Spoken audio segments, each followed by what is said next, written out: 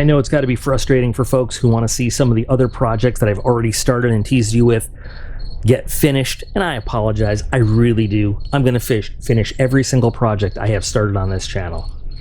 Sometimes I just get flighty and go right from one project to another. I apologize if I've disappointed people by not finishing some of them. Everything you've seen is going to get done, I promise. The BQM-34 was America's first full production subscale aerial target drone. It was developed by Ryan starting in 1948. The original model was the Q-2. It was a little bit smaller, a little bit less powered, but it proved the theory that a small subscale meaning smaller than a full-sized conventional manned aircraft, unmanned drone could work for a number of roles. Primarily, the role that the Firebee was invented for was as an aerial target.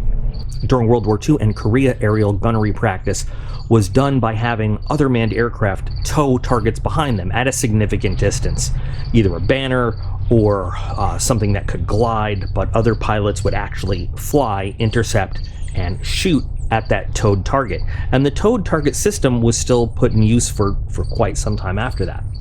What the Firebee gave all the branches of service, the Air Force, the Navy, and the Army, was a small-scale, fully maneuverable up to 5 Gs drone target that could either be pre-programmed to fly a specific series of maneuvers en route, or remotely piloted vehicle that could be used as a aerial gunnery target, or it could be flown to test various sensor systems and other airborne equipment. It entered service in 1951. It could be launched airborne from a specially modified series of aircraft like the A-26 Invader or the C-130 Hercules, known as the DC-130. But most often it was launched from the ground, from a catapult system or a rocket-assisted takeoff system. I myself was stationed at Tyndall Air Force Base, where the BQM-34 was used very often in weapon systems tests, all the way up until the introduction of the BQM-167 Skeeter, which is still used today at the very same launch locations in the very same drone maintenance facilities of the 82nd Aerial Target Squadron. They were also modified into various photo reconnaissance and attack drones. The AQM-34 series could actually carry 2 small unguided bombs or even small guided missiles. They were used extensively by the United States and allied nations, with some even being shot down in combat over Vietnam and in the Middle East. I'm filming outside today just because it's such a nice day outside and we've got so much good light.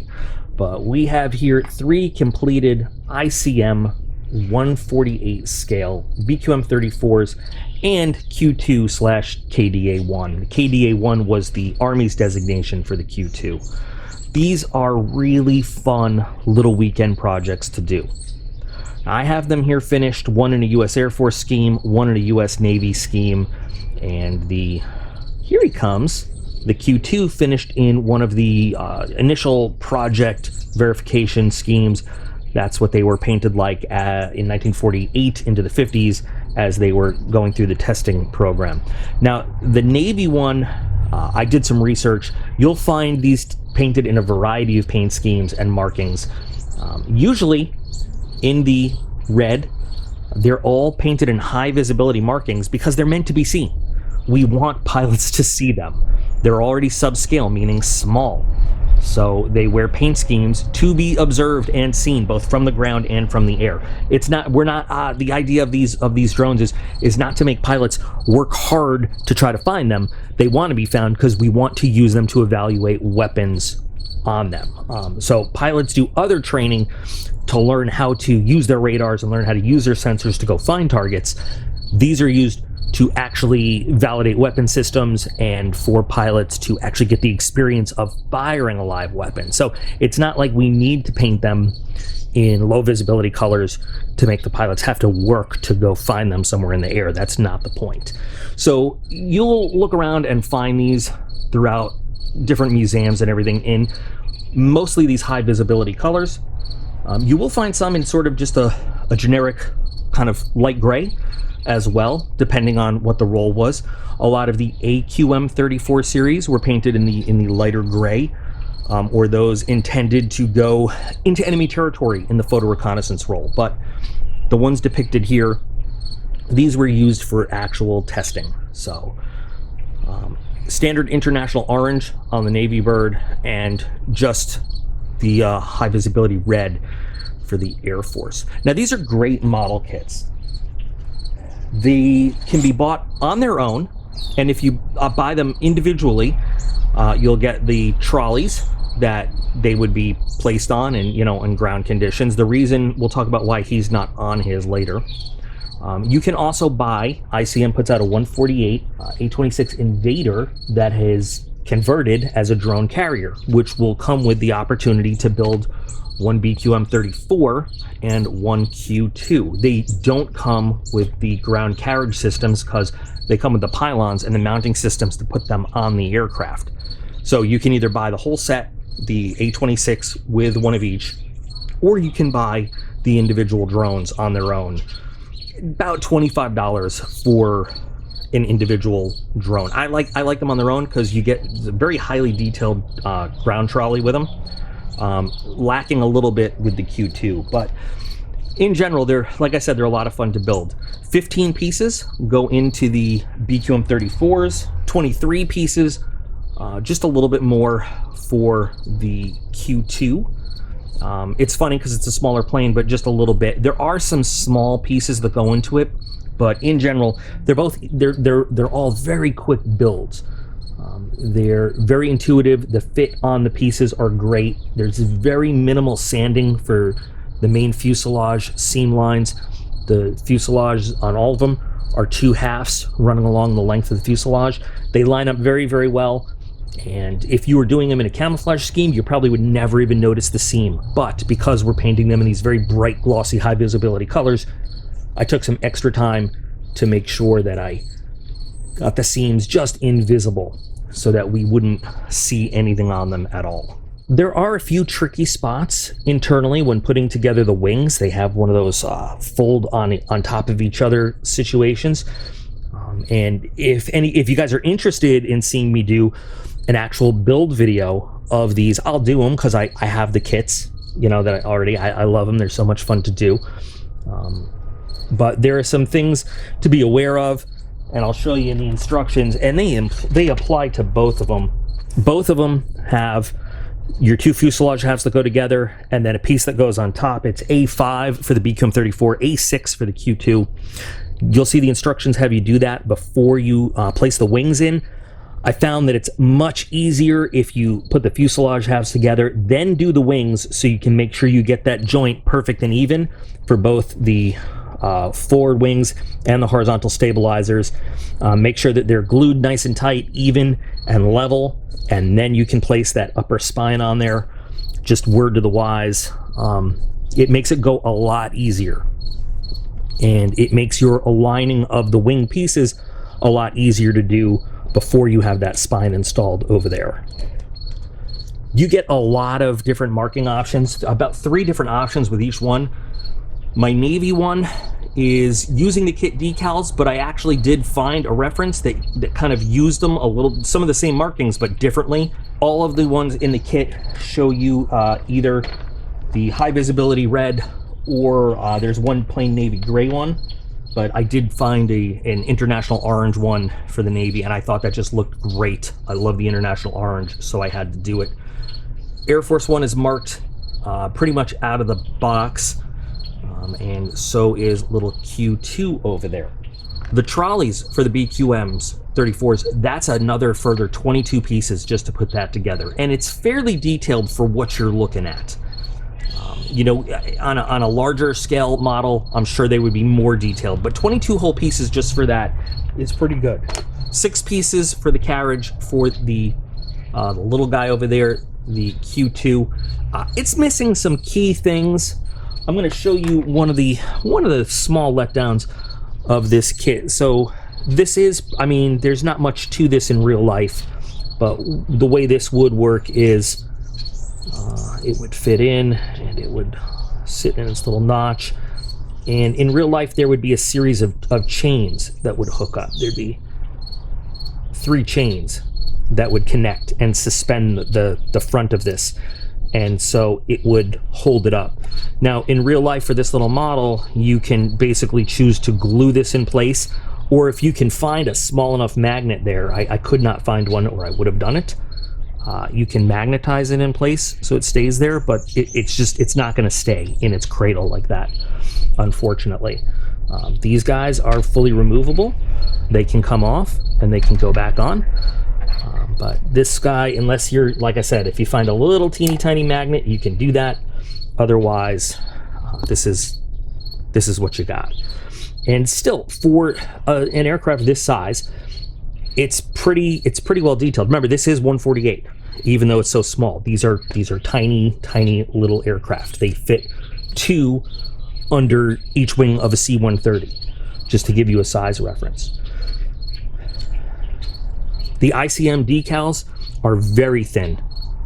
The ICM decals are very thin, which is good, but they can be a little bit hard to work with. So you got to be pretty prepared and know where you want to put them before you put them on. I used a combination of Green Stuff World decal fixer and decal softener, and I also used my standard micro. Why can't I think of it right now? Microsol and Microset. Just wanted to try both out. They both worked very well with the decals. The decals are really nicely done. Can't complain about them at all. I just really like the way this looked. Gave great color options with the white and the red, and then the stripes on the little stabilizers there. And of course, I never met a shark mouth I didn't love, so I put that on there. This is a Navy target out of China Lake. Even though it doesn't really say much, there's not a lot of markings on these things in real life either. But I love the checker tail on there. You'll notice it's very super glossy. There isn't much. I just did some very basic panel lines on the control surfaces, and that's about it on this. On the Air Force one, this is an Air Force BQM out of Tyndall. They flew these all the way up until 2004 out of Tyndall. I can't be entirely certain about the Navy program because, again, I was at Tyndall. I wasn't in the Navy, so the reason that these are all glossy, they are all glossy. The AQM-34s, the attack ones, they're not, obviously. These are, I can tell you, meticulously maintained and kept. They all, from the oldest one to the newest ones, and same thing with the BQM-167s, they are glossy red all the time, and same thing with the Navy ones. They are very proud of these machines, and they keep them well maintained, which is why I didn't, better maintained than I keep these, which is why I chose not to do panel lines or anything on this guy right here, because this is really just a test. This was a proof of concept. This particular one of these markings, it was not used and abused. It just looks really nice. But even the operational Firebees were kept very, very well.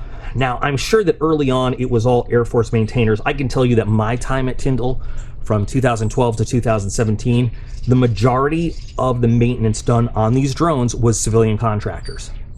There's boats. There's 3 actual boats that will go out into the water, into the Gulf of Mexico to recover these. They're not always blown up. In fact, they rarely are. When they're not actually shot, and the full-size aerial targets are rarely actually blown up too. People think that they get shot down every flight. They don't. They land at the base. But when these guys go up, they will actually pop a parachute and land in the water. I don't know what they do at China Lake, and I don't know what they do at Holloman or White Sands. But at Tyndall, they land in the Gulf, and they have specially designed boats that go and pick them up. There's a crane, plucks them out of the water, and brings them back to be refurbished for the next flight. So the little bit of weathering you see on this one is even over the top. I did it just to show off some of the detail in the kit, because it is a very detailed kit for something this small. It's got great panel lines. Everything is very nicely detailed. And so I used just kind of a gray panel line wash just to bring out a little bit of it and show that maybe it's got a little bit of use to it. But I'm telling you, in real life, they keep these things so shiny and so beautiful. And whether it's the BQM-134s or the BQM-176s they replaced them with. These were a precious resource for training and development, so they kept them very nice. Now with the Navy one, obviously, you'll see I kept it even glossier and even cleaner, because that's really how these guys spend their lives. On the top, this is a tether that connects to the launch aircraft if it's airborne launched.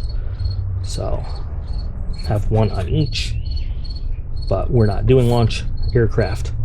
So no exhaust, because these engine exhausts are actually canted a little bit downwards to keep exhaust away from the body of the aircraft. The thing is, there were some beautiful shark mouths on some of these, the attack ones. On the photo reconnaissance ones, there were some really cool markings too. You can do so much with these models if you just do the research and go ahead and find your reference. There's so many markings available. Here's one of the trolley carriages. Now these get dirty. These sit in Florida, outside, external. These get stored in a hangar, but these are kept outside. So these got a little bit more weathering, but you can see there's a lot of detail on this too.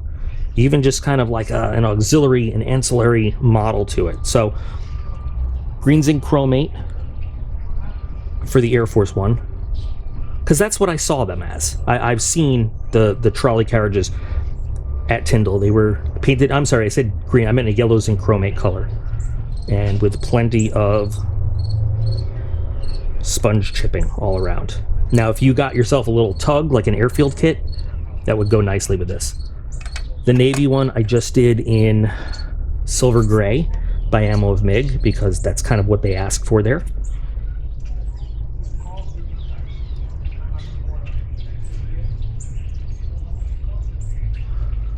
And the way that you get these on there, a little tab, a little notch in the back of the plane, and there's a little notch that the spine fits on really well, and they sit really nicely. So you can just have this pose. You could do a whole diorama with little 148 figures or with some other aircraft. Very, very simple kits, and like I had kind of said before, very nice little weekend build. Get these whole things done very, very quickly and still get a really nice result, you know. In the instructions, you've got beautiful full color marking pages to go. Now this is where I got the decals from, but I had seen the picture of the Navy one with this tail marking with the other. This would also make a beautiful finished model with these colors. Not that. Air Force. And you've got everything on one page for the Q-2A. The orange there was, I added some actual Model Master Acryl FS International Orange. And then this is just Tamiya X7 glossy red, which was a great match for what they wanted. And it worked out really well. Oops, there we go.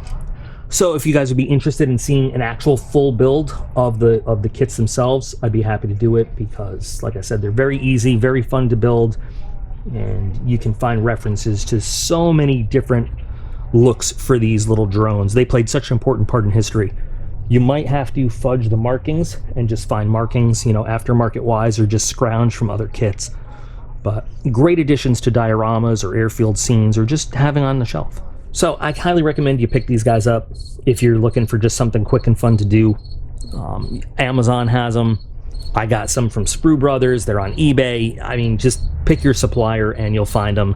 Relatively inexpensive. Great project for little ones that you're looking to get into the hobby as well. Let me know what you think of these. Interesting subject, something we don't see very often. There's not a lot of cool drones, UAVs out there in the modeling world, and I think we need more of them, because they're becoming more and more a big piece of history. I'd love a full model of the BQM-167, because what's really cool is these guys flew off the same launching pads and the same launch areas that the 167s flew from when I was there. So that's awesome. But anyway, curious to see what you guys think. I welcome all your comments. And remember, for all of you build a drone out there in YouTube land, keep building them, build them well. And I'll see you with the next project real soon.